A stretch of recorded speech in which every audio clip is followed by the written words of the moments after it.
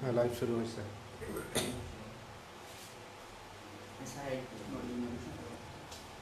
দেখা যায় লাইভে এখন ঠিক আছে না এটা?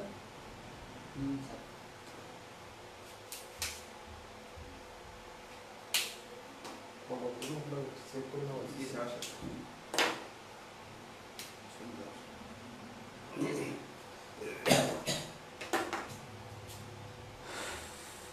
ঠিক আছে। লাইভে ক্লিয়ার দেখা যাচ্ছে? লাইভ শেয়ার করবেন না স্যার?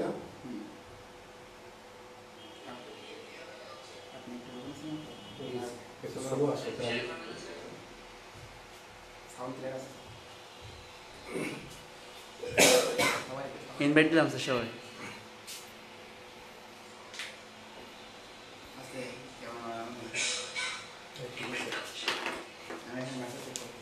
তুই শেয়ার কর।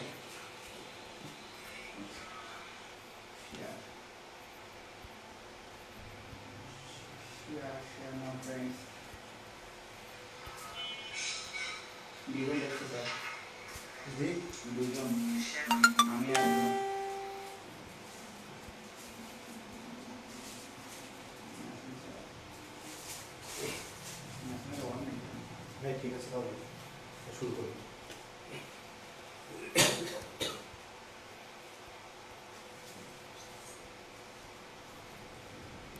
ঠিক আছে ওকে সব ওকে স্যার, শুধু ইনভাইট করতেছি বসে বসে।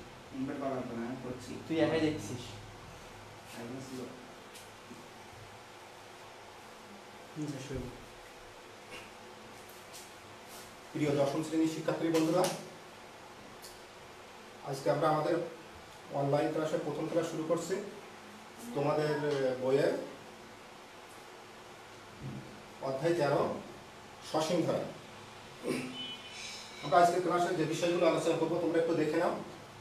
আর তোমরা যারা আগে এই অধ্যায়টি করছো তারা তো দেখতে পারো, আর যারা একেবারে বিগিনার বা নূতন তাদের জন্য আমাদের ক্লাসটা তৈরি করা। আমাদের আজকের আলোচনার বিষয় যে বিষয়গুলো থাকবে স্টেপ বাই স্টেপ একটু দেখো। আমরা 13.1 অধ্যায় থেকে আলোচনা করব। আমরা এই অধ্যায়ে যে বিষয় সাধারণ বিষয়গুলো প্রথমে আলোচনা করব। অনুক্রম এবং ধারা কি, অনুক্রম এবং ধারার মধ্যে সম্পর্ক এবং পার্থক্য, সসীম ধারা এবং অসীম ধারা কি, সমান্তর ধারা এবং গুণোত্তর ধারা কি, সমান্তর ধারার সাধারণ আলোচনাগুলো করব এবং সমান্তর ধারা পদ সংখ্যা নির্ণয় সূত্র বলতে আমরা যেটাকে n-তম পদ বলি অথবা সাধারণ পদ বলি সেই বিষয়টা নিয়ে, এবং সাথে সাথে এই গুরুত্ব বিষয় সম্পর্কে সাধারণ অঙ্কগুলো নিয়ে আলোচনায় আসবো। আমরা শুরু ক্লাস। তোমরা এর আগে যারা ধারার অঙ্কগুলো করছো তোমরা হয়তো কতটুকু জানো জানি না। আসলে আমাদের ধারার অঙ্ক করতে গেলে প্রথমেই যে বিষয়টা আসে অনুক্রম কি। তোমরা তোমাদের পাঠ্য বইটা খুলে দেখবে, একেবারেই 13.1 শুরুতেই আছে অনুক্রম। আমাদের যদি অনুক্রমের ধারণা না থাকে তাহলে আমাদের ধারা সম্পর্কে একেবারেই অবান্তর, কারণ অনুক্রমের পরের স্টেপ হচ্ছে ধারা। এখন অনুক্রম কি বিষয়টা আমরা একটু দেখি। আমরা স্লাইড দ্বারা দেখাইছি, তারপর আমরা আলোচনা করব। দেখো আমরা এখানে একটা স্লাইড নিয়ে আসছি, যে স্লাইডে আমরা কতগুলো বস্তু বা সংখ্যাকে বস্তু বা সংখ্যা সমাবেশ নিয়ে আসছি বা একত্রকরণ করছি। যেখানে আমরা প্রথমে রাখছি 2টি বস্তু, তারপর 5টি, তারপর 4টি, তারপর 3টি, তারপর 6টি এবং লাস্টে রাখছি 1টি। এই বস্তুগুলোর মধ্যে কোনো সাধারণ বিন্যাস নেই বা সাধারণ ব্যবস্থা নেই, একেবারেই বলা যায় এগুলো হজবরণা। কিন্তু যদি আমরা পর্যায়ক্রমে সাজাতাম, আমরা দুইভাবে সাজাতে পারি, একটা ছোট থেকে বড় অথবা বড় থেকে ছোট। আমরা সাধারণত ছোট থেকে বড় ক্রমটাই আমরা সবসময় ব্যবহার করি, আমরা সেই ক্রম ব্যবহার করছি। দেখো আমরা প্রথমে একের পরে আসবে আমাদের 2, 2-এর পরে আসবে 3, 3-এর পরে আসবে 4, 4-এর পরে আসবে 5 এবং 5-এর পরে আসবে 6। এখন এই সাজানো ব্যবস্থাটা যদি আমরা একটু স্পষ্ট সুন্দরভাবে খেয়াল করি তাহলে দেখো কেমন হয়। 1 2 3 4 5 6 এই সাজানো ব্যবস্থার মধ্যে একটা নির্দিষ্ট নিয়ম বা ক্রম মেনে চলছে। দেখো আমাদের এখানে 2 এর থেকে 1 এর পার্থক্য হচ্ছে 1, 3 এর থেকে 2 এর পার্থক্য হচ্ছে 1, 4 থেকে 3 এর পার্থক্য 1, একইভাবে 5 থেকে 4 এর পার্থক্য 1। অর্থাৎ প্রত্যেক পর্যায়ে আমরা দেখছি পাশাপাশি দুইটা পদের মধ্যে পার্থক্য 1 আছে এবং এই ধারাবাহিকতাটা অবিচ্ছিন্ন, মানে ধারাবাহিকতাটা নির্দিষ্ট নিয়ম অনুসারে মানছে। এটাই হচ্ছে আমাদের অনুক্রম। আমরা আরো একটু দেখি। দেখো এখানে আমরা কয়েকটা বস্তুকে রাখছি, 5টি, 3টি, 7টি, 8টি এবং 9টি। এগুলোকে যদি আমরা পর্যায়ক্রমে সাজাই তাহলে 1 এর পরে আসবে 3, 3 এর পরে আসবে 5, 5 এর পরে আসবে 7, 7 এর পরে আসবে 9। এখন সাজানো ব্যবস্থাটা একটু দেখো, 1 3 5 7 9 একটা ক্রম অনুসারে সাজানো হয়েছে এবং এই সাজানো ব্যবস্থাটার মধ্যে বিশেষ একটা পর্যায় বা নিয়ম মেনে চলছে। কেমন? 3 আর 1 এর 3 এবং 1 এর পার্থক্য হচ্ছে 2, 5 এবং 3 এর পার্থক্য 2, 7 এবং 5 এর পার্থক্য 2, একইভাবে 9 এবং 7 এর পার্থক্য 2, অর্থাৎ অন্তরটা সমান বা ডিফারেন্স সমান। অর্থাৎ এই ক্রমটা বা এই সাধারণ ব্যবস্থা একটা নির্দিষ্ট নিয়ম মেনে চলছে। এই রকম যদি আমাদের কতগুলো বস্তু বা সংখ্যা একটা নির্দিষ্ট নিয়ম মেনে ধারাবাহিকভাবে সাজানো যায়, তাহলে ওই বস্তু বা সংখ্যাগুলো সাজানো ব্যবস্থাটাকে আমরা বলছি অনুক্রম। তাহলে কি আমরা এটা ধরে নিতে পারি পর্যায়ক্রমে সাজালে কতগুলো বস্তুকে যদি আমরা পর্যায়ক্রমে সাজাই তাহলে কি অনুক্রম হবে? আসলে না। কেন হবে না আমরা একটু দেখি। দেখো এখানে আমরা কয়েকটা বস্তুকে রাখছি, উপরে 4 4 1 6 2 আমরা সাজাইছি এখানে 1 2 4 6। এখানে দেখো 2 এবং 1 এর মধ্যে যে সম্পর্ক 4 এবং 2 এর মধ্যে কিন্তু সেই সম্পর্ক নেই। আবার সেই এখানে যে সম্পর্ক, একই সম্পর্ক কিন্তু এখানেও নেই। অর্থাৎ এই সাজানো ব্যবস্থায় একটা কোনো ধারাবাহিক নিয়ম মেনে চলে নাই।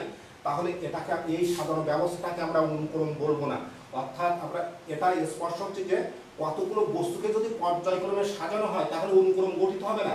অনুক্রম তখনই গঠিত হবে যখন ওই বস্তু বা সংখ্যাগুলোর সাজানো ব্যবস্থার মধ্যে একটা ধারাবাহিক এবং ধারাবাহিক বা পর্যায়ক্রমিক একটা সম্পর্ক থাকবে।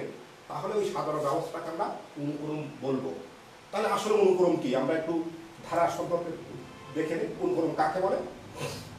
আমরা স্লাইডের সংজ্ঞাটা নিয়ে আসছি। দেখো আমরা যা বলছিলাম, কতগুলো রাশিকে যদি একটি নির্দিষ্ট নিয়ম অনুসারে ধারাবাহিকভাবে সাজানো হয় তাহলে এই সাজানো ব্যবস্থাটাকে একটি অনুক্রম বলা হবে। আমরা যদি আরো বিস্তারিতভাবে বলি তাহলে দেখো কতগুলো রাশি একটি বিশেষ নিয়মের ক্রমান্বয়ে এমনভাবে সাজানো হয় যে প্রত্যেক রাশি তার পূর্বের পদ ও পরের পদের সাথে কিভাবে সম্পর্কিত তা জানা যায়। এভাবে সাজানো রাশিগুলোর সেটকে অনুক্রম বলে। তাহলে বন্ধুরা, শিক্ষার্থী বন্ধুরা, তোমরা স্পষ্টতই বুঝতে পারছো অনুক্রম কি। আমাদের আর কোনো দ্বিমত বা সংশয় থাকার কথা না। অনুক্রম কাকে বলে? তাহলে অনুক্রম বলছি কতগুলো বস্তু বা সংখ্যাকে যদি আমরা নির্দিষ্ট একটা নিয়ম অনুসারে ধারাবাহিকভাবে সাজাই তাহলে ওই বস্তু বা সংখ্যাগুলো সাজানো ব্যবস্থাটাকে আমরা বলছি অনুক্রম। তাহলে অনুক্রম সম্পর্কে আমাদের ক্লিয়ার। এখন ধারাটা কি দেখো। অনুক্রম যদি আমরা জানতে পারি তাহলে ধারা আমাদের কাছে একেবারেই সহজ একটা বিষয়। ধারা কি আমরা একটু দেখি। এবার আমরা এখানে তোমাদের দেখাই অনুক্রম নিচের কোনটি অনুক্রম। আমরা একটা নিয়ে আসি নিচের কোনটি অনুক্রম। সহজভাবে বলো যে নিচে কোনটি অনুক্রম হবে। কোনটা হবে অনুক্রম? এই 2 নাম্বার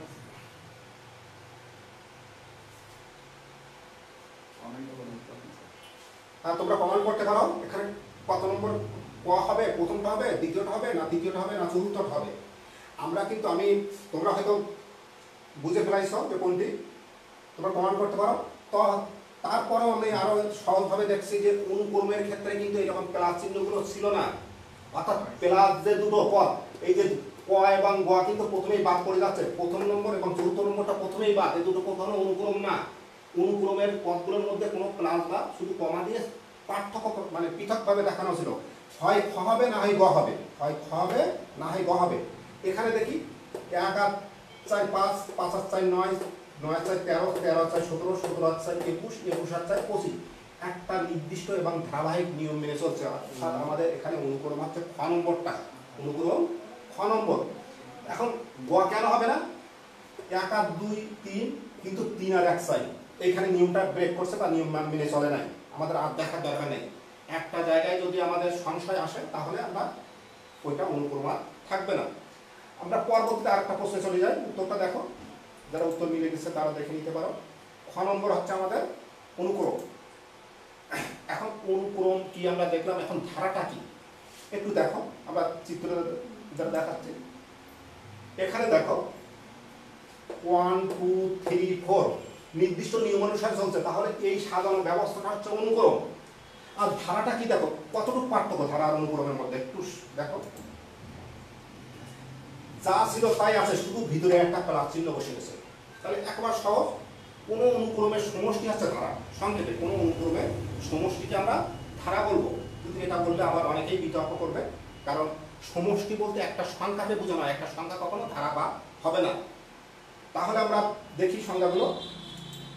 দেখো,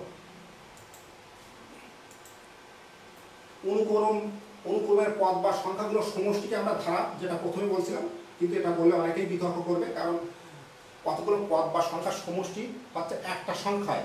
আসলে দেখো, তাহলে কোন অনুক্রমের পদগুলো পরপর যোগ চিহ্ন দ্বারা যুক্ত করলে একটি ধারা গঠিত হয়। কোন অনুক্রমের পদগুলোকে যদি আমরা পরপর যোগ চিহ্ন দ্বারা যুক্ত করি তাহলে ধারা গঠিত হবে। কেমন হবে দেখো, যেমন আমরা ওখানে রাখছিলাম 1 2 3 4, এই সাজানো ব্যবস্থাটাকে 4টি পদ নিয়ে একটা অনুক্রম ছিল। যখনই আমি এর ভিতরে প্লাস চিহ্ন ব্যবহার করছি পদগুলোর মাঝে, ক্রমান্বয়ে প্লাস চিহ্ন ব্যবহার করে গেছি, তখনই কিন্তু আমাদের একটা ধারা হয়েছিল। তাহলে অনুক্রম বা পদগুলোর মাঝে যদি আমরা পর্যায়ক্রমে যোগ চিহ্ন ব্যবহার করি তাহলে একটি ধারা গঠিত হবে। আমরা আরও যদি একটু বিস্তারিত দেখি সংজ্ঞাটা, তাহলে কেমন হবে দেখি। কোন অনুক্রমের পদ বা সংখ্যাগুলোকে ধারাবাহিক যোগ করলে ধারা পাওয়া যায়। কোন অনুক্রম বা অনুক্রমের পদ বা সংখ্যাগুলোকে ধারাবাহিকভাবে যোগ করলে কি পাওয়া যায়, ধারা পাওয়া যায়। এখন দেখো, তাহলে তোমরা অনুক্রমও শিখছো, ধারাও শিখছো। এখন বলো তোমরা, এখানে একটা আমরা তোমাদের সাধারণ বোঝানোর জন্য আমরা ছোট একটা অবজেক্টিভ প্রশ্ন নিয়ে আসছি। নিচের কোনটি ধারা? আমরা তো বুঝে গেলাম যে যোগ চিহ্ন থাকতেই হবে, যোগ চিহ্ন থাকা লাগবে। ও এখানে আর একটা কথা বলে নেই, তোমরা কিন্তু অনেক ধারার ক্ষেত্রে দেখছো মাইনাস চিহ্ন ব্যবহার করা থাকে। আসলে মাইনা না, পদ সংখ্যাটা মাইনাস ছিল, যার ফলে ওখানে যোগ ব্যবহার করার পরে প্লাস মাইনাসে মাইনাস হয়, কিন্তু আসলে যোগ ব্যবহার করা হয়। আমাদের যখনই ধারা বলছে তখন খ নম্বরটা প্রথমেই বাদ চলে যাচ্ছে, খ কখনো ধারা হবে না। ধারা হতে গেলে যোগ চিহ্ন থাকা লাগবে। তাহলে আমরা প্রথমটা দেখি, দেখো 1 আর 4 5 আর 4 9 আর এইখানে মিললেই, এখানে ছিল পার্থক্য 4 কিন্তু এখানে পার্থক্য 2, এটা বাদ এটাও বাদ। এইটা দেখি 1 আর 2 3 আর এখানে মিলতেছ না, দেখো 1 আর 2 3, কিন্তু এইখানে গিয়ে কর্মদান মেলে নাই। কিন্তু আমরা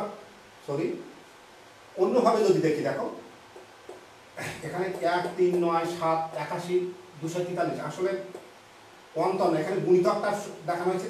3 এর সাথে 3 কে 1 দ্বারা ভাগ করলে 3 হয়, 9 কে 3 দ্বারা ভাগ করলে 3 হয়, 27 কে 9 দ্বারা ভাগ করলে 3 হয়, 81 কে 27 দ্বারা ভাগ করলে 3 হয়, এবং 243 কেও যদি আমরা 81 দ্বারা ভাগ করি 3 হচ্ছে। অর্থাৎ এইখানে একটা ক্রমটা মিল আছে, অনুপাত বা গুণিতক। 1 এর সাথে 3 গুণ, 3 এর সাথে 3 গুণ, 9 এর সাথে 3 গুণ, 27 এর সাথে 3 গুণ, 81 এর সাথে 3 গুণ। তাহলে এটাকে আমরা একটা গুণিতক আকারে মিল আছে, এটাকে আমরা ধারা বলছি। কিন্তু নিচেরটা যদি তোমরা দেখতে চাও দেখে নিতে পারো, এই দুটোর পার্থক্য হচ্ছে 2, কিন্তু এখানে পার্থক্য 1 2, তাহলে এটা হবে না। আমাদের কারেক্ট অ্যান্সার হচ্ছে 3 নম্বর, গ নম্বরটা। তাহলে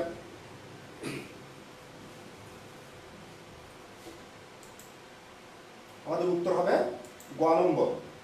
এখানে এটা আমরা আগে যেটা দেখছিলাম, আমরা বলে নেই, আমরা ধারা অনুক্রম দেখছি, অনুক্রম দেখলেও চিনতে পারবো, ধারা দেখলেও চিনতে পারবো। তাহলে আমরা আগের যে ধারাটা দেখছিলাম এবং এই যে ধারাটা দেখছি, এই দুটো ধারার মধ্যে কিন্তু একটা পার্থক্য আসছে। দেখো, আগের ধারাটাই ছিল পাশাপাশি দুইটা পদের ডিফারেন্স বা অন্তর সমান ছিল, কিন্তু এখানে দেখছি ক্রমিক পাশাপাশি বা ক্রমিক দুইটা পদের গুণিতক সমান। পাশাপাশি দুইটা পদের গুণিতক বা ক্রম গুণিতক সমান। এখন ধারা দেখো, এখানে আমরা একটা ধারা নিয়ে আসছি 2 4 6 8, এখানে দেখাচ্ছি 2, এখানে 4, এখানে 6 এবং 8। যেহেতু আমরা আমাদের তোমাদের দশম শ্রেণীর সাধারণ গণিত বা গণিত বইয়ে যে ধারাটা করছো তোমরা সেটা কিন্তু শান্ত ধারা, অর্থাৎ পদ সংখ্যাটা এখানে নির্দিষ্ট থাকবে n-তম পদ। আমরা যেহেতু বোঝানোর জন্য আমরা শুধুমাত্র লাস্ট পদটা উল্লেখ করি নাই, কিন্তু এখানে লাস্ট পদ উল্লেখ করতে হবে আমাদের অঙ্ক করার সময়, এটা বিষয়টা মনে রাখবে তোমরা। এই ধারাটার ভিতরে কিন্তু আমাদের বিশেষ একটা সম্পর্ক দেখো, 4 থেকে 2 বাদ দিলে 2 থাকে, 6 থেকে 4 বাদ দিলে 2 থাকে, 8 থেকে 6 বাদ দিলে 2 থাকে, এভাবে ধারাবাহিকভাবে চলতে থাকবে, অর্থাৎ পাশাপাশি দুইটা পদের পার্থক্য সমান। আমরা আরো একটা ধারা দেখি, দেখো 2, 6, 18, 54। এইখানে কি আসছে দেখো, 6 কে যদি 2 দ্বারা ভাগ দেয় 3 হয়, 18 কে যদি 6 দ্বারা ভাগ দেয় 3 হয়, 54 কে যদি 18 দ্বারা ভাগ করি তাহলে 3 হয়। এখানে অনুপাত সমান। এখানে আমরা দুইটা ধারা, দুই ধরনের ধারা দেখাইছি, উপরেরটা হচ্ছে সমান্তর ধারা, নিচেরটা হচ্ছে গুণোত্তর ধারা। তাহলে আমরা এর বিশ্লেষণটা একটু দেখি। এই উল্লেখিত দুইটি ধারার মধ্যে আমরা কেমন পাচ্ছি দেখো, প্রথম ধারাটির পরপর দুইটি পদের পার্থক্য সমান, প্রথম ধারাটির পরপর দুইটি পদের পার্থক্য সমান। এই ধরনের ধারাকে আমরা বলি গঠন অনুসারে, পদ সংখ্যা গঠন অনুসারে এই ধরনের ধারাকে বলছি আমরা সমান্তর ধারা। কেমন দেখো, এখানে আমরা পার্থক্যটা দেখাই দিছি। এরপরে দ্বিতীয় ধারাটির ক্ষেত্রে দেখো, দ্বিতীয় ধারাটির ক্ষেত্রে পরপর দুইটি পদের অনুপাত সমান কেমন ছিল আমরা একটু দেখি আমাদের স্লাইডে। দেখো 6 কে যখন আমরা 2 দ্বারা ভাগ করছি 3 হচ্ছে, 18 কে 6 দ্বারা ভাগ করছি 3 হচ্ছে, 54 কে 18 দ্বারা ভাগ করছি 3 হচ্ছে। প্রত্যেক ক্ষেত্রে অনুপাত 3 3 3, অনুপাতটা সমান। এই ধরনের ধারাকে বলছি আমরা সমানুপাতিক ধারা বা গুণোত্তর ধারা। তাহলে আমরা কি পাচ্ছি দেখো, এই বৈশিষ্ট্য পদের বৈশিষ্ট্যের, পদের গঠন বৈশিষ্ট্যের উপর ভিত্তি করে আমরা ধারাকে দুই ভাগে ভাগ করছি। কেমন, যে কোনো ধারা পরপর দুইটি পদের মধ্যে যে সম্পর্ক থাকে, যে কোনো ধারার পরপর দুইটি পদের মধ্যে যে সম্পর্ক থাকে তা দ্বারা ধারাটির বৈশিষ্ট্য নির্ধারিত হয়। এরূপ গুরুত্বপূর্ণ ধারা হলো সমান্তর ধারা এবং গুণোত্তর ধারা। সমান্তর ধারা এবং গুণোত্তর ধারা, এটা গেল আমাদের পদের ধারার গঠন অনুসারে। কিন্তু এছাড়াও আমাদের ধারা আরো দুই ভাগে ভাগ করা যায়। পদ সংখ্যা, নির্দিষ্ট পদের উপর ভিত্তি করে বা কতটি পদ আছে সেটা যদি আমরা নির্দিষ্টতা করতে পারি, তাহলে ওই নির্দিষ্ট সংখ্যা পদ থাকলে ওই ধারাকে বলি আমরা শান্ত ধারা। আর যদি পদ সংখ্যা গুণে শেষ না করা যায় তাহলে ওই ধারাকে বলি আমরা অনন্ত ধারা। দেখো, আবার যে কোনো ধারাকে তার পদ সংখ্যার উপর ভিত্তি করে দুই ভাগে ভাগ করা যায়, তা হলো সসীম ধারা এবং অসীম ধারা। সসীম ধারা মানে শান্ত ধারা, অসীম ধারা ইনফিনিটি ধারা বা অসীম ধারা। দশম শ্রেণীর গণিতের শিক্ষার্থী বন্ধুরা, তোমাদের যে ধারা নিয়ে আমরা আলোচনা করবো, এই সসীম ধারা নিয়ে আলোচনা করব। আমরা সসীম ধারা নিয়ে আলোচনা করব। আমাদের সসীম ধারার বিশেষ বৈশিষ্ট্য হচ্ছে আমাদের লাস্ট পদ কত হবে সেটা আমরা জানতে পারবো। হয়তো n-তম পদ হবে অথবা 12তম পদ হবে। এই লাস্ট পদ, লাস্ট কত পদ পর্যন্ত বিস্তৃত থাকবে সেটা আমরা ধারাটা দেখে বলে দিতে পারবো। আমাদের আলোচনার বিষয় হচ্ছে সসীম ধারা। আরো একটা বিষয় জেনে রাখো, এই সসীম ধারাও দুই প্রকার, কিন্তু এখানেও দেখো দুই প্রকার ধারা দেখাচ্ছি। উপরেরটা ছিল সমান্তর ধারা আর পরেরটা ছিল গুণোত্তর ধারা। তোমাদের আজকের আলোচনার বিষয় যেটা থাকবে আমাদের এই সসীম ধারার সমান্তর ধারার বিষয় নিয়ে। সসীম ধারার সমান্তর ধারার বিষয় নিয়ে আমরা এই পর্যন্ত কোন বিষয়গুলো জেনে আসলাম একটু দেখো। আমরা অনুকরণ কি জানি, তোমরা একটু নিজেরা মনে করার চেষ্টা করো যে আমরা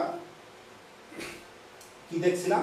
অনুকরণ করছিলাম। আমি বারবার রিপিট করছি এই জন্য, যেহেতু বিষয়গুলো হয়তো তোমরা আগে এইভাবে দেখো নাই বা আগে এইভাবে শেখো নাই, এই জন্য বিষয়টা সহজে বোধগম্য হয়। এই জন্য আমি বারবারই তোমাদেরকে একই বিষয় উপস্থাপন করছি। অনুকরণ বলছিলাম, যখন কতগুলো সংখ্যা বা রাশিকে ধারাবাহিকভাবে একটি নির্দিষ্ট নিয়ম অনুসারে সাজানো যায়, তাহলে ওই রাশি বা সংখ্যাগুলোর সাজানো ব্যবস্থা সেটকে বা সাজানো ব্যবস্থাকে আমরা অনুক্রম বলবো।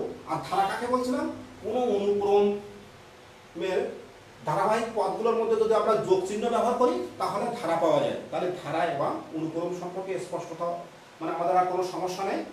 সাথে সাথে আমরা দেখছিলাম ধারা আবার দুই ভাগে বিভক্ত পদ সংখ্যার উপর ভিত্তি করে। একটা হচ্ছে শান্ত ধারা বা সসীম ধারা, আর একটা হচ্ছে অনন্ত ধারা বা অসীম ধারা। কিন্তু আমাদের আজকের বিষয় হচ্ছে শান্ত ধারার বিষয়। তোমাদের গণিতের বইয়ে যে বিষয়টা আলোচনা করেছে শান্ত ধারা নিয়ে। এই শান্ত ধারার মধ্যে তোমাদের দুইটা অধ্যায় আছে। প্রথম যে অধ্যায়টা 13.1 আর পরবর্তী অধ্যায় হচ্ছে 13.2। 13.1 মূলত সমান্তর ধারা নিয়ে আলোচনা করা হয়েছে, আর 13.2 এর বিষয়টা হচ্ছে গুণোত্তর ধারা নিয়ে। আমরা আলোচনা করব সমান্তর ধারা নিয়ে। আর তোমরা প্রথমেই ক্লাসের প্রথমেই দেখছিলে আমাদের আজকের আলোচ্য বিষয়গুলো থাকবে পদ সংখ্যা পর্যন্ত। আমাদের প্রথম ক্লাসে থাকবে পদ সংখ্যা পর্যন্ত। তাহলে আমরা দেখি, দেখো এর পরবর্তীতে একটু আগে যাই। তাহলে তোমরা এটা সবাই জানো যে আমরা সমান্তর ধারা যে কোনো ধারায় প্রথম পদকে আমরা এ দ্বারা চিহ্নিত করি, আর সমান্তর ধারায় সাধারণ অন্তরকে আমরা ডি দ্বারা চিহ্নিত করি। প্রথম পদকে আমরা এ দ্বারা চিহ্নিত করি এবং সাধারণ অন্তর বা যে ডিফারেন্স থাকে ইকুয়াল সেটাকে আমরা ডি দ্বারা চিহ্নিত করি। এর উপর ভিত্তি করে তোমরা শিখে ফেলাইছো এর আগে হয়তো এন তো তোমরা সবাই জানো A plus N minus 1 into D. এটা তোমরা অনেকেই মুখস্থ করো, কিন্তু আসলে গণিত বা অঙ্কের বিষয়টা মুখস্থর কোনো বিষয় না। তো যদি মুখস্থ করো 2 দিন বা 4 দিন বা কয়েকদিন মনে থাকবে, কিন্তু যদি সূত্রটা কিভাবে তৈরি হয়েছে সেটা যদি ধারাবাহিকভাবে জানতে পারো বা নিজেরা যদি সূত্রটা তৈরি করতে পারো, তাহলে তোমাদের এই ধরনের অঙ্কগুলো বা এই ধরনের সমস্যা যখন আসবে তোমরা খুব সহজে সমাধান করতে পারবে। তাহলে আমরা দেখি, দেখো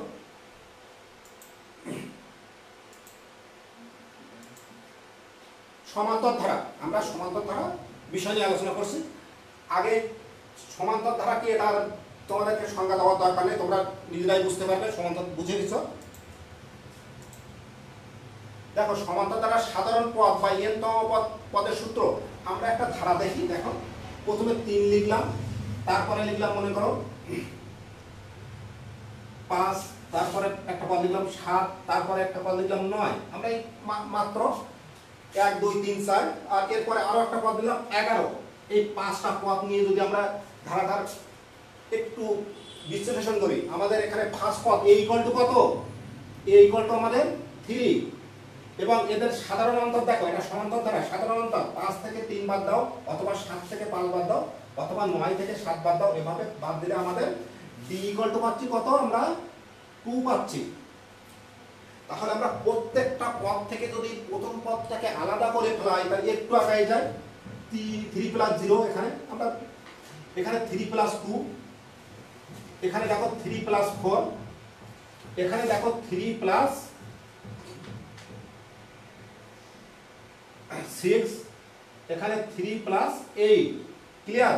তাহলে দেখো এটাই কিন্তু আমাদের প্রত্যেকটা থেকে আমরা প্রথম পদটা বাহির করে নিলাম 3 3 3। এরপরে যদি আমাদের সাধারণ অন্তর কত ছিল? 2 ছিল। সাধারণ অন্তরটাও বাহির করার চেষ্টা করি। আমাদের প্রথম পদের ক্ষেত্রে আর কোনো কিছু লেখা লাগে না, শুধু সরাসরি প্রথম পদটা লিখলেই চলে। আমরা প্রথম পদ যা আছে তাই লিখলাম। এখানে দেখো 3 প্লাস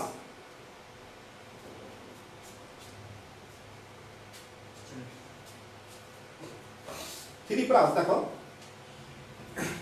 এখানে 3 প্লাস 1 ইন্টু 2 লিখতে পারি। কেন 1 ইন্টু 2 লিখছি একটু আমরা আগে যাই। দেখো এখানে 3 প্লাস 2 ইন্টু 2 লিখতে পারি, এখানে 3 প্লাস 3 ইন্টু 2 লিখতে পারি, এখানে 3 প্লাস 4 ইন্টু 2 লিখতে পারি। একটু দেখো বিষয়টা, এটা কিন্তু আমাদের প্রথম পদ, এটা দ্বিতীয় পদ, এটা তৃতীয় পদ, এটা চতুর্থ পদ, এটা আমাদের পঞ্চম পদ।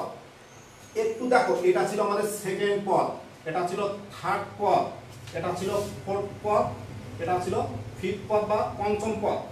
দেখো পঞ্চম পদে গুণ পাইছি 4, 5 পদে 4 পাইছি, 4 পদে 3 পাইছি, 3 পদে 2 পাইছি, 2 পদে 1 পাইছি। প্রথম পদ তো সরাসরি।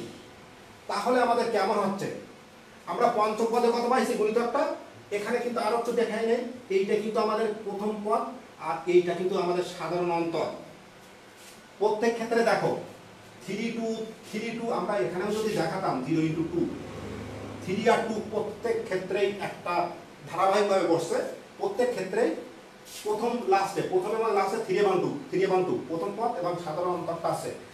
এই অন্তরের সাথে এখানে 1 গুণ, এখানে 2 গুণ, এখানে 3 গুণ, এখানে 4 গুণ। এটা কততম পদ ছিল আমাদের? পঞ্চম পদ। পঞ্চম পদে পাইছি আমরা 4 গুণিতক। একইভাবে দেখো চতুর্থ পদে পাইছি 3 গুণিতক। তাহলে একটু যদি আমরা চিন্তা করি, তাহলে আমাদের দশম পদে কত হবে? এইভাবে যদি নিতাম, দশম পদে হতো 3 প্লাস দশম পদ, তাহলে 5 পদে যেহেতু তাহলে দশম পদে 1 কম হতো 9 হতো, 9 গুণ 2 হতো। ক্লিয়ার? অর্থাৎ যত পদ তার থেকে এক কম, অর্থাৎ দশম পদটাকে আমরা এভাবে লিখতে পারতাম 3 + 10 - 1 × 2। এটা কত? দশম পদ, প্রথম পদ প্লাস 10তম পদ মানে 10 - 1 গুণিতক 2। তাই n পদে কত হতো? 3 + n - 1 × 2, অর্থাৎ এইটা ছিল a + n - 1 × এইটা ছিল d।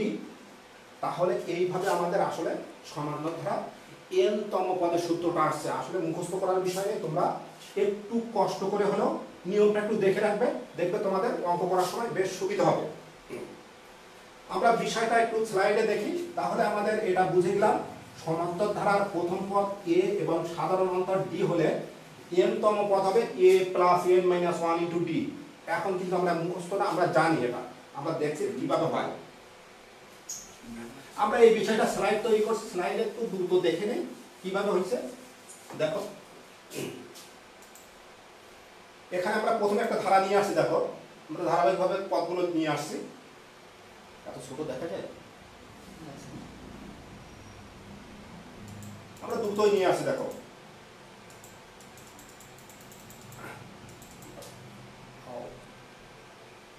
এইখানে দেখো প্রথমে রাখছিলাম 2, 5, 8, 11, 14, 17, এখানে 1টা 2টা 3টা 4টা 5টা 6টা পদ আগে।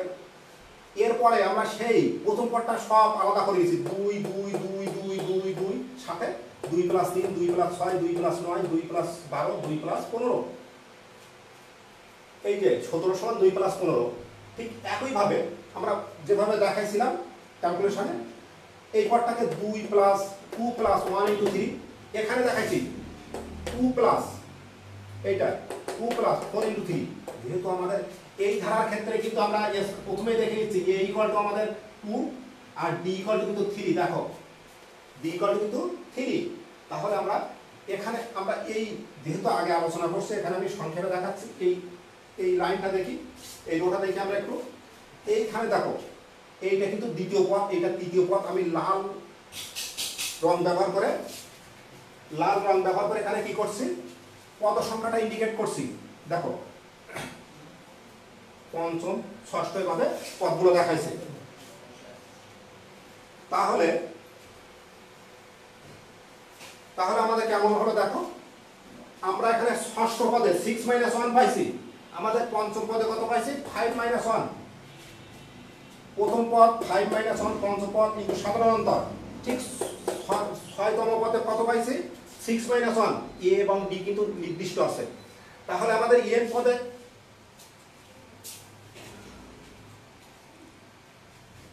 কারেন্ট চলে গেছে। আর বন্ধুরা কারেন্ট চলে গেছে, আমরা এটা ঠিক করে নিচ্ছি।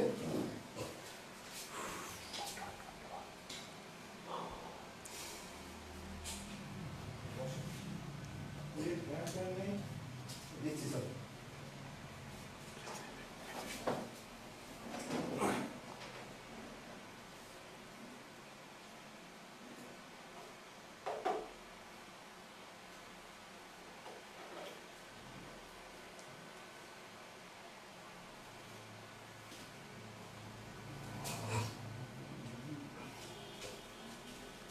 এইবার বেশি বাড়তেছে।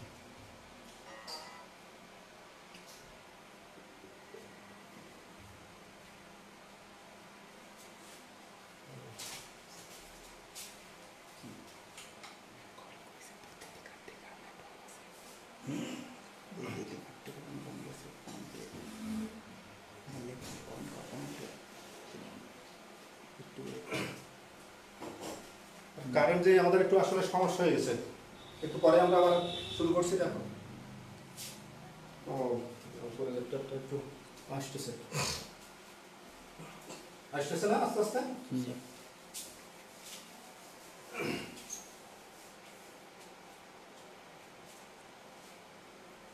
যা ভয় পাইছিলাম যে বিদ্যুৎ যদি চলে যায় তাহলে কি হবে।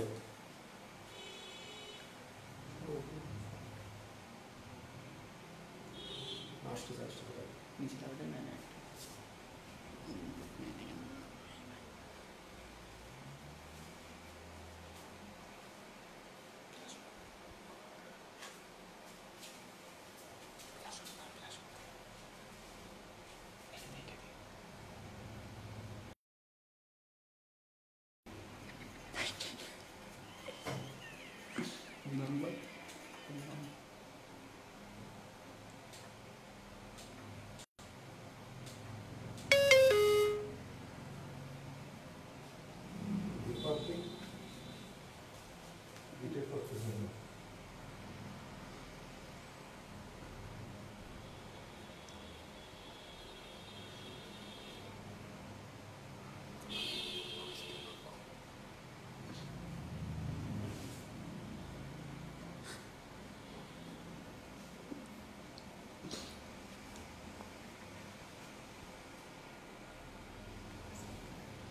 সমস্যা বললাম যে ক্লাস করতে হবে স্যার মানে লিখে করতে হবে এটা লিখে করতে পারবো তাই করো আমি পেজ রিপোর্টে না হয়ে গেছে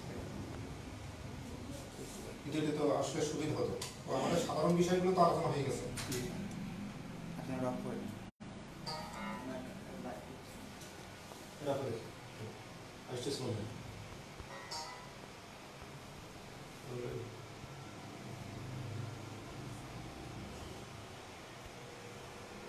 এরকম করতেছি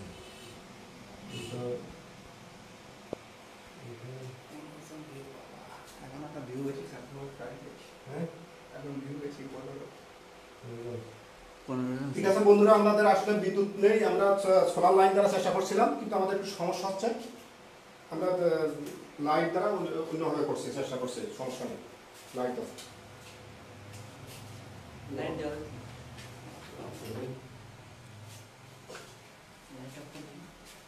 এখন ঠিক আছে। লাইট দাও, লাইট দাও।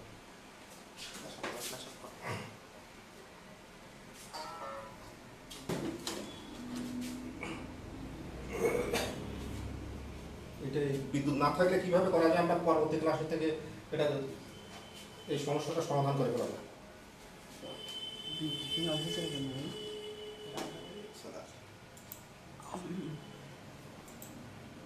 তাহলে আমরা n-তম পদ নির্ণয়ের সূত্রটা কিন্তু আমরা শিখে নিয়েছি। কিভাবে দেখো, কোনো সমান্তর ধারার প্রথম পদ a এবং সাধারণ অন্তর d হলে ওই ধারাটির n-তম পদ হবে a plus n-1 into d। ঠিক আছে, একটু বড় করলে a plus n-1 into d। এখন আমরা এই বিষয় সম্পর্কিত কতগুলো অঙ্কে আসি।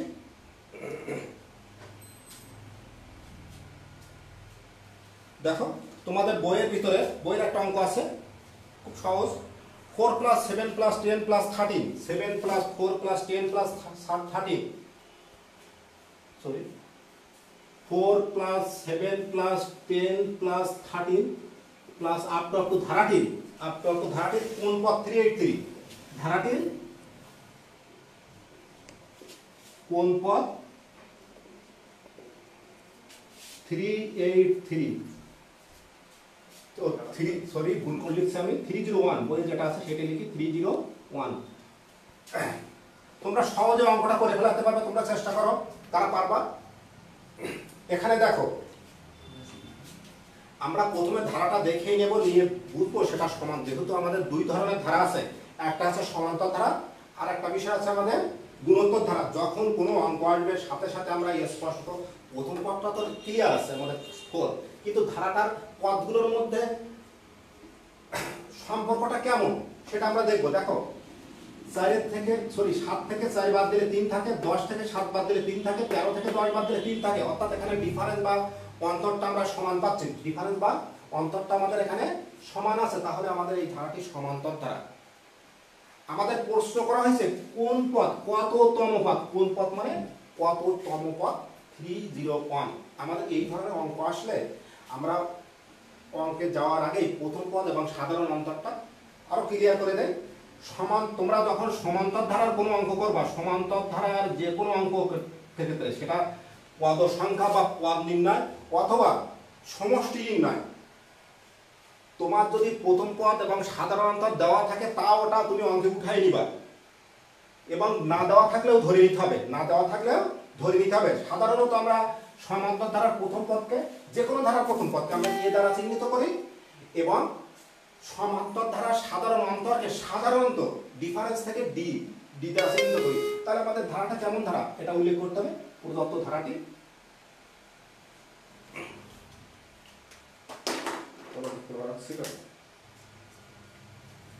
প্রদত্ত ধারাটি একটি কেমন ধারা? সমান্তর ধারা। যার প্রথম পদ কত? যার প্রথম পদ a ইকুয়াল টু আমাদের 4 এবং সাধারণ অন্তর d ইকুয়াল টু 7 - 4। অতএব d ইকুয়াল টু আমরা কত পেলাম? 3 পেলাম। তাহলে প্রথম পদ পাইছি 4 আর সাধারণ অন্তর পাইছি 3। আমাদের প্রশ্ন হচ্ছে কততম পদ। তাহলে আমরা এখানে মনে করে নেব, মনে করি ধারাটি এই রকম অঙ্ক আসলে আমরা কততম যদি বলে, কততম পদের মান যদি দেওয়া থাকে তাহলে আমরা নির্দিষ্ট একটা প্রতীক ব্যবহার করব। বিশেষভাবে আমরা n ব্যবহার করব। সাধারণত মনে করি ধারাটি বা ধরি ধারাটি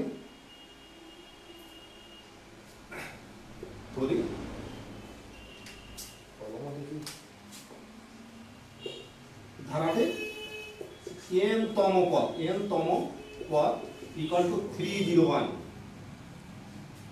অতএব a plus n minus 1 into d।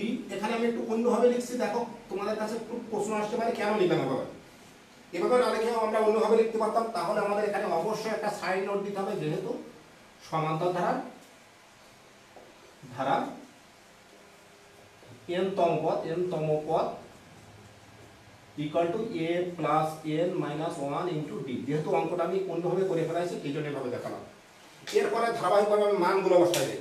এরপরে আমরা মানগুলো একটা বসাই। দেখো এর মান কত ছিল আমাদের?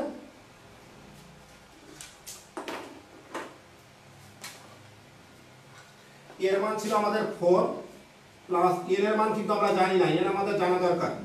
আর d এর মান ছিল আমাদের 3 ইকুয়াল টু 301। আমরা সাধারণভাবে ক্যালকুলেশন করি, এখানে সাইড নোট মান বসায়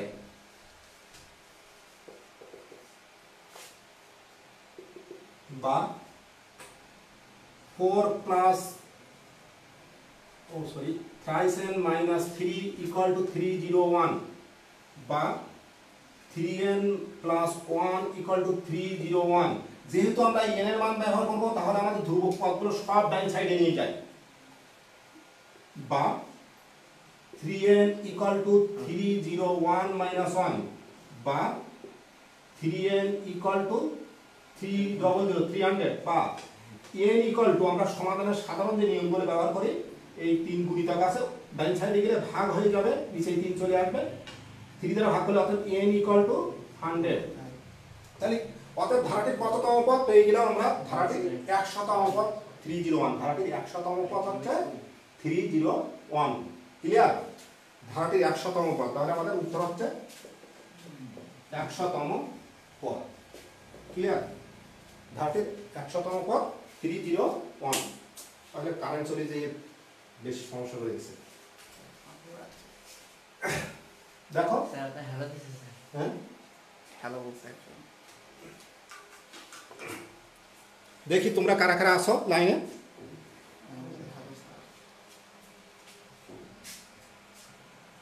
লাইভে করে দিন স্যার। যা হোক থাক, দেখা যাক।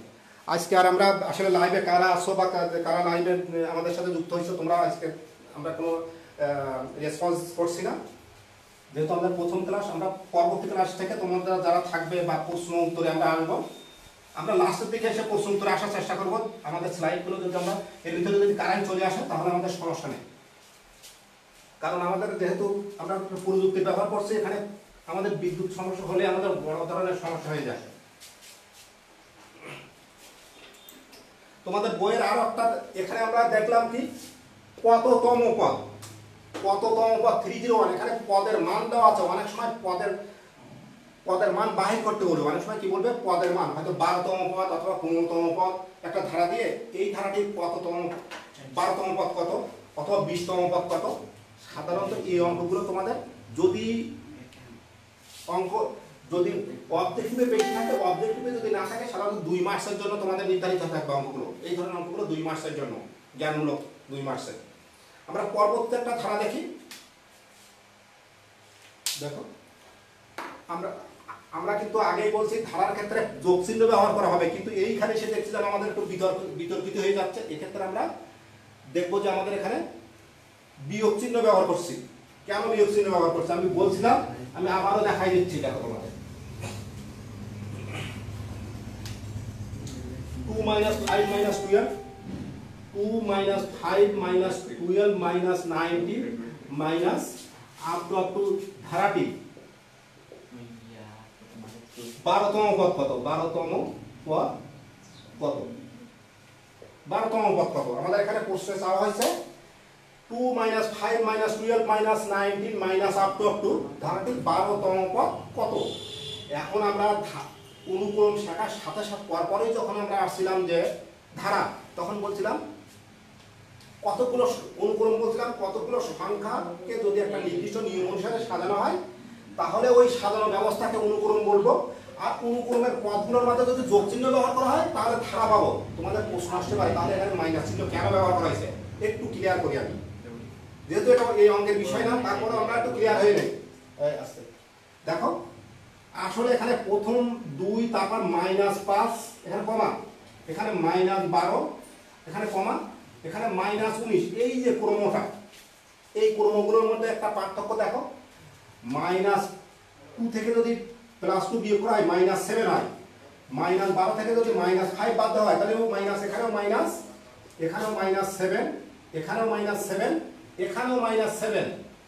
এখন যদি অর্থাৎ অন্তরটা পাইছি আমরা -7 করে, এখন যদি আমরা এই অনুক্রমের ভিতরে যদি যোগ চিহ্ন ব্যবহার করতাম 2, এখানে প্লাস চিহ্ন যখন ব্যবহার করব এই মাইনাসটা গুণ হয়ে মাইনাস হয়ে যাবে 5, এখানে যখন প্লাস চিহ্ন ব্যবহার করব এই প্লাস মাইনাস গুণ হয়ে এখানেও মাইনাস হয়ে যাবে -12, এখানেও যখন প্লাস চিহ্ন ব্যবহার করব এই প্লাস মাইনাস -19 হয়ে যাবে এভাবে মাইনাস। এই জন্য এখানে মাইনাস ব্যবহার করা হচ্ছে। আসলে মূলত ধারার ক্ষেত্রে এখানে প্লাস চিহ্নই আছে। তাহলে আশা রাখি যে তোমরা অঙ্কটা নিজেরাই পারবে। তারপর আমি দ্রুত ক্যালকুলেশনটা দেখাই দিচ্ছি। দেখো আমাদের ধারাটা কেমন ধারা আগে উল্লেখ করব, আগেই বলছি কেমন ধারা, তারপর প্রথম পদের সাধারণ অন্তর উল্লেখ করব, তারপরে আমরা n-তম পদের সূত্র ব্যবহার করব, তারপর 12তম পদের সূত্র ব্যবহার করে আমরা অঙ্কটা কমপ্লিট করব। তাহলে এখান থেকে শুরু করি। সমাধান: প্রদত্ত ধারাটি একটি সমান্তর ধারা। অনেকে এই লাইনটা তোমরা লেখো না, লিখে নেওয়াটাই বেটার, কারণ আমরা যেহেতু সমান্তর ধারা সংক্রান্ত সব বিষয় নিয়ে এখানে আলোচনা করব বা অঙ্কটা করতে হবে, এই জন্য ধারাটা আমরা আগে উল্লেখ করে নেব। এই ধারাটা উল্লেখ করার পরে আমরা কি বলছিলাম, প্রথম পদ এবং সাধারণ অন্তরটা বাহির করে নেব। যেহেতু সমান্তর ধারা, যার প্রথম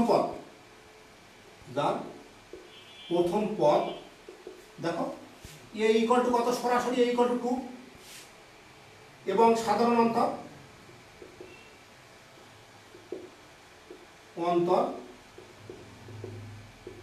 d ইকুয়াল টু কত হবে, দ্বিতীয় পদ থেকে প্রথম পদ বিয়োগ -5, দ্বিতীয় পদ তার থেকে প্রথম পদ বিয়োগ 2, অতএব d ইকুয়াল টু হচ্ছে -7।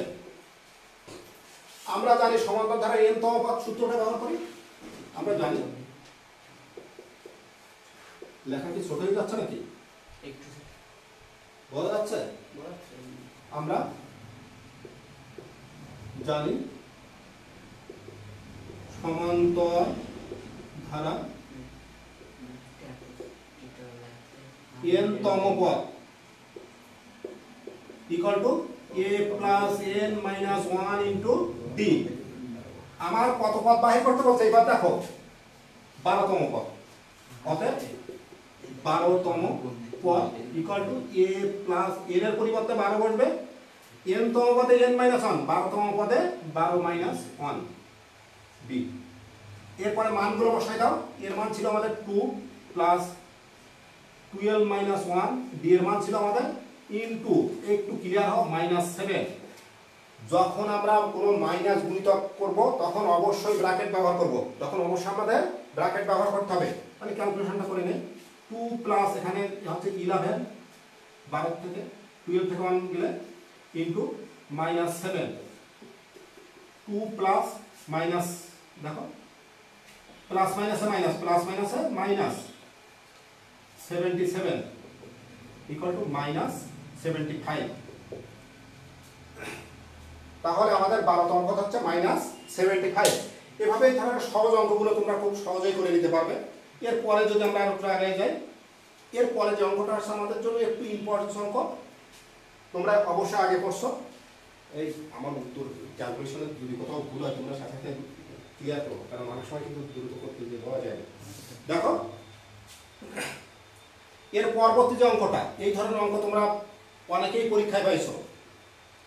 কোন সমান্তর ধারা m তম পদ n, কোন সমান্তর ধারা m তম পদ n এবং n তম পদ m হলে ধারাটি m প্লাস n তম পদ কত? এটা বইয়ের ওই অঙ্ক।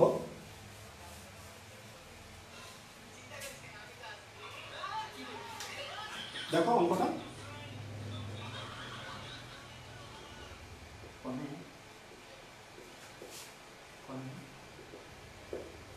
কারেন্ট আসলে এখন না, ধারা m তম পদ n আর n তম পদ m। এখানে প্রশ্ন করা হয়েছে m প্লাস n তম পদ কত? n তম পদ কত? একটু দেখো, আমাদের প্রশ্ন ছিল কোন সমান্তর ধারার m তম পদ n এবং n তম পদ m হলে m প্লাস n তম পদ কত? আমাদের একটু সমস্যা হচ্ছে ক্লাসে, যেহেতু এই বিষয়গুলো আমাদের অনেক স্লাইড ছিল, স্লাইডগুলো আমরা দেখাতে পারছি না কারেন্ট না থাকায়। দেখো যখনই আমাদের সমান্তর ধারার অঙ্ক আসছে, এখানে কিন্তু প্রথম পদ আর সাধারণ অন্তরকে উল্লেখ করা নেই। আমরা সাথে সাথে প্রথম পদ এবং সাধারণ অন্তরটা ধরে নেব। তাহলে মনে করি, এখান থেকে মনে করি সমান্তর ধারাটি প্রথম পদ, সেই বিষয়ে আমরা প্রথমে বলছিলাম প্রথম পদকে সাধারণত আমরা এ দ্বারা চিহ্নিত করব। প্রথম পদ ইকুয়াল টু এ এবং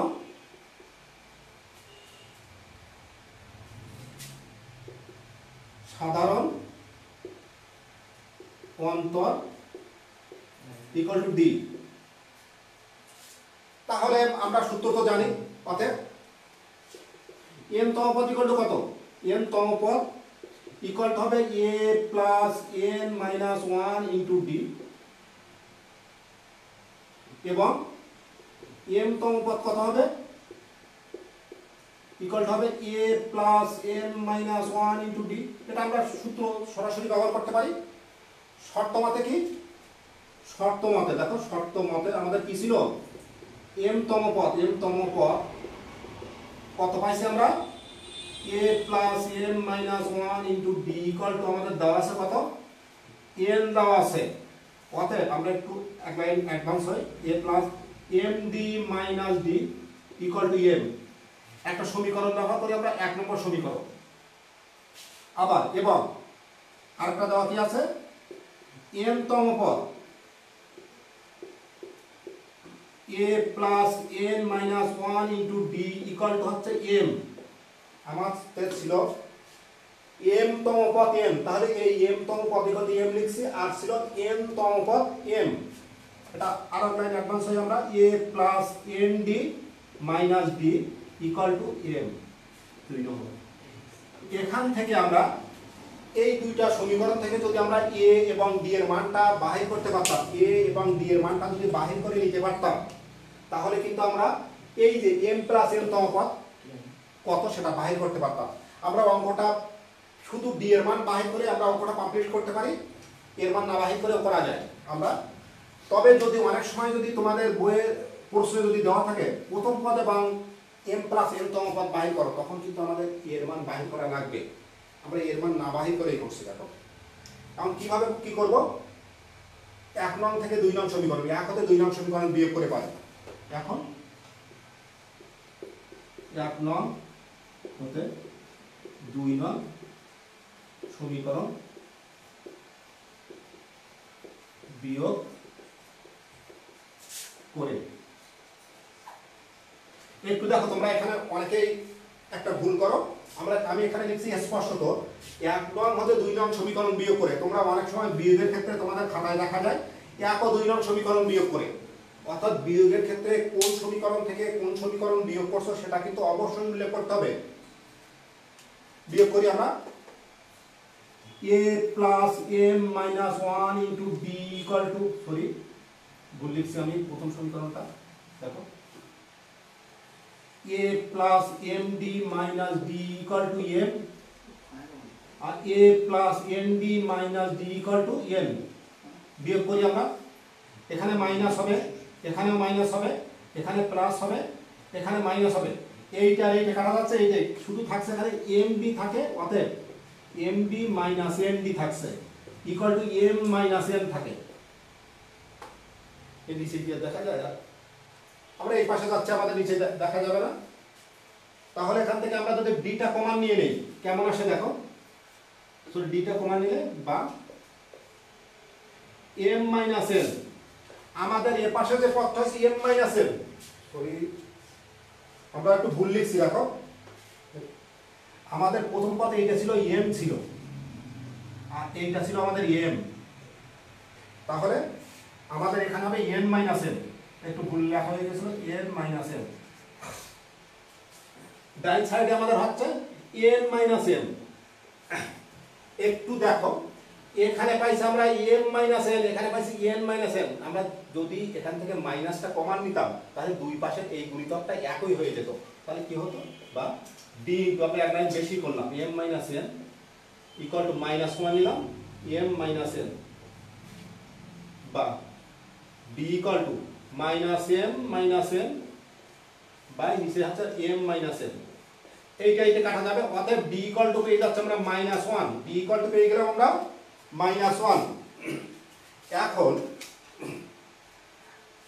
আমরা এর মান না বাহির করেও করছি সহজভাবে, এর মানটা আমাদের বাহির করা লাগে না, যারা যারা একটু বুদ্ধি করবে তাদের এর মান না বাহির করে অঙ্কটা করতে পারবে, আর এর মানটা বাহির করলে অঙ্কটা একটু কঠিন হয়ে যাবে বা একটু জটিল হবে। তাহলে এখন ধারাটি, এখন ধারাটি m প্লাস n তম পদ ইকুয়াল টু কত হবে, আমি নিচে লিখলাম a plus m plus n minus 1 into d, তাই তো n তম পদে শুধু n মাইনাস 1 নয়, যেহেতু m প্লাস n লিখছি তাহলে m plus n minus 1 equal to a plus গুণ করে দেই md plus nd minus d।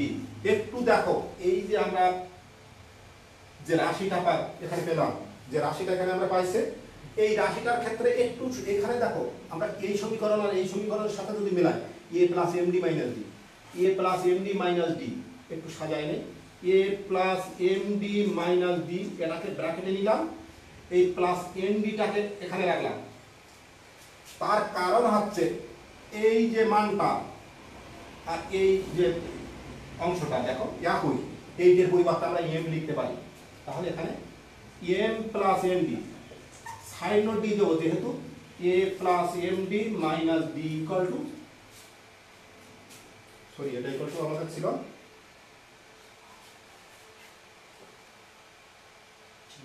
দেখছো আমরা সেই ভুলই রেখে দিচ্ছি এখানে, এটা ইকুয়াল টু ছিল আমাদের n ছিল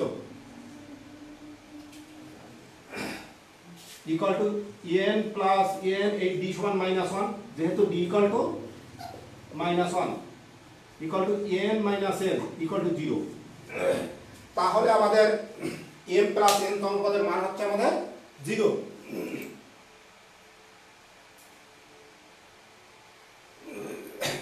তোমাদের পদ সংখ্যা সংক্রান্ত সাধারণত এই ধরনের অঙ্ক থাকবে, এর বাইরে শুধু পদ সংখ্যা বিষয়ক তোমাদের বইয়ের ভিতরে এই ধরনের অঙ্ক ছাড়া সাধারণত অঙ্ক নেই। আর তোমরা আশা রাখি যে তোমাদের বইয়ের প্রথম অংশ, যেটা প্রথম অংশে যে কততম পদ, এই ধারাটির এততম পদ কত, অথবা যেমন আমাদের ছিল একটা পাইছিলাম 12তম পদ কত, আর একটা পাইছিলাম 301 কততম পদ, আর একটা অঙ্ক দেখলাম দুটো পদের মান দেওয়া আছে আর একটা নির্দিষ্ট পদ বাহির করতে হবে, এই ধরনের অঙ্ক তোমাদের বইয়ের ভিতরে থাকবে।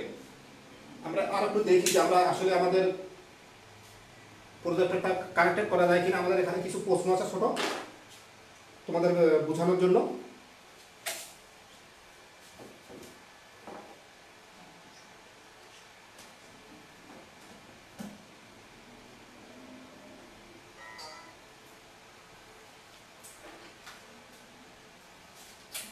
আসলে অনেক সমস্যা হয়ে গেছে প্রথম ক্লাসে।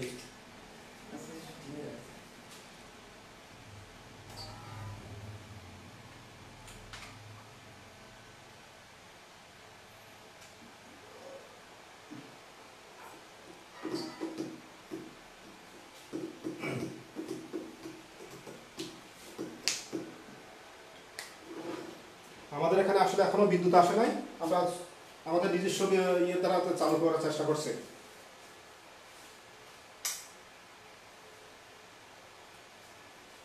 ইয়েতে আসে না তো, তুমি সেটা ব্যাপারটা বুঝতে পারছি না।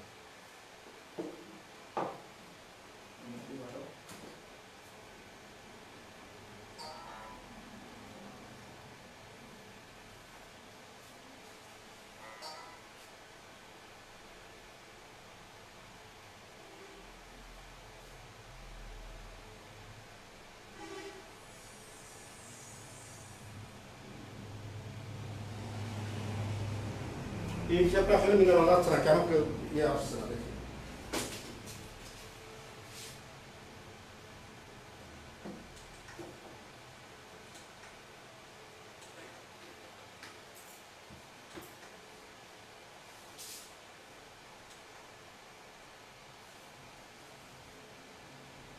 আসছে ও না,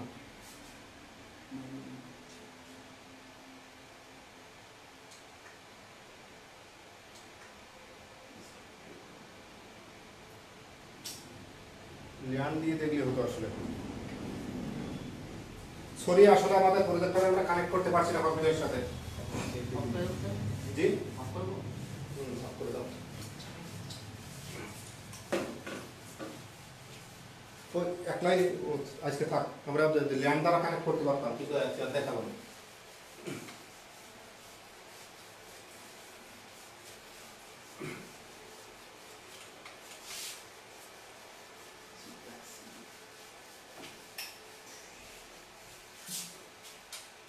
যাই হোক, দশম শ্রেণীর বন্ধুরা, দশম শ্রেণীর বন্ধুরা, আজকে আমরা আর বেশি দূর অ্যাডভান্স হতে পারছি না।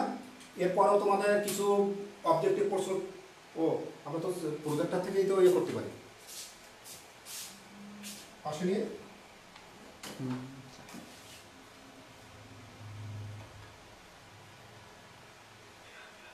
এটা খুলে ফেলাও এইভাবে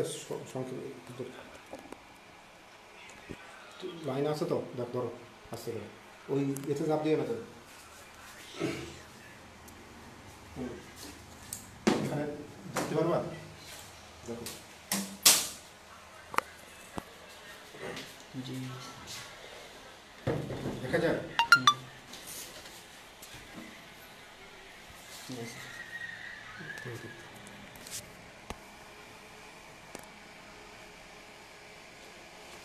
বন্ধুরা আসলে এখন দেখো আমাদের স্ক্রিনে একটা অবজেক্টিভ আসছে, এখানে 13 + 20 + 27 + 34 + আপ টু প্লাস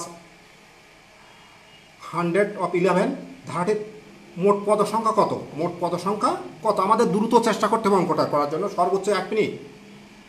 তোমরা উত্তর করতে পারো। দেখো এখানে দেখো আমরা সরাসরি খুব দ্রুত ক্যালকুলেশন করবো। আমাদের প্রথম পদ 13, সাধারণত d = 7। আমরা দ্রুত কী করে নেব, এখানে আমরা পদ সংখ্যা ব্যবহার করে আমরা উত্তরটা পেয়ে যাব। দেখো তোমরা উত্তর পেয়ে যাবো আমাদের 15, অর্থাৎ গ নম্বর। আমরা এর পরবর্তী আরেকটা প্রশ্ন যদি দেখি, দেখো 15তম পদ কত? আমরা এই ধরনের অঙ্ক কিন্তু আগে করে আসছি। আমাদের 15তম পদ কত? আমাদের এখানে প্রথম পদ 7, তারপরে দ্বিতীয় পদ 13, তৃতীয় পদ 19, চতুর্থ পদ 25। আমাদের = কিন্তু 7 আর d = কিন্তু আমাদের 6। তাহলে 15তম পদ আমরা বাহির করতে পারতাম 7 + 15 - 1 × 6। ঠিক আছে, তাহলে আমাদের কত হবে? 6 × 15 - 1 মানে 14, 6 × 14 84 আর 7 91 হবে আমাদের উত্তর। আমাদের উত্তরটা দেখো তোমরা, উত্তরটা আমরা দেখি। উত্তর কিন্তু আমাদের 91, খ নম্বর। আমরা এর পরে যদি আরেকটা স্লাইড দেখি, এখানে দেখো এইবার আমরা যে বিষয়গুলো দেখছি, দেখো a + b + c + d সমান্তর ধারাভুক্ত হলে কোন রুলসটা কারেক্ট আছে। এখানে যদি এইগুলো সমান্তর ধারাভুক্ত হয় তাহলে এখানে কোন রুলসটা কারেক্ট আছে সেটা একটু দেখি। কোনটা হবে তোমরা দ্রুত অ্যান্সার করার চেষ্টা করো। এখানে B minus A equal to হবে ডি মাইনাস সি, কিন্তু প্রথম পদ থেকে দ্বিতীয় পদ থেকে প্রথম পদ এবং চতুর্থ পদ থেকে তৃতীয় পদ বাদ দিলে আসলে সরাসরি আমাদের আর দেখার দরকার নেই, আমাদের উত্তর হবে ক নম্বরটা। আমাদের উত্তর ক নম্বর। দেখো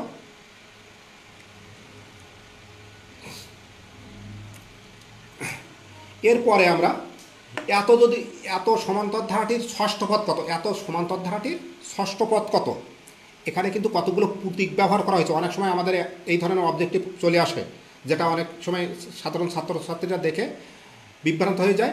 বিভ্রান্ত হওয়ার কোনো দরকার নেই। আমাদের কিন্তু এখানে প্রথম পদ পি সাধারণ অনুপাত পি মাইনাস কিউ, সাধারণ অনুপাত হচ্ছে কিউ মাইনাস পি। তাহলে কত পদ? ষষ্ঠ পদে কিন্তু গুণিতক হবে 6-1 মানে 5। তাহলে প্রথম পদ P plus 5 into Q minus P, খ নম্বর হবে উত্তর আমাদের।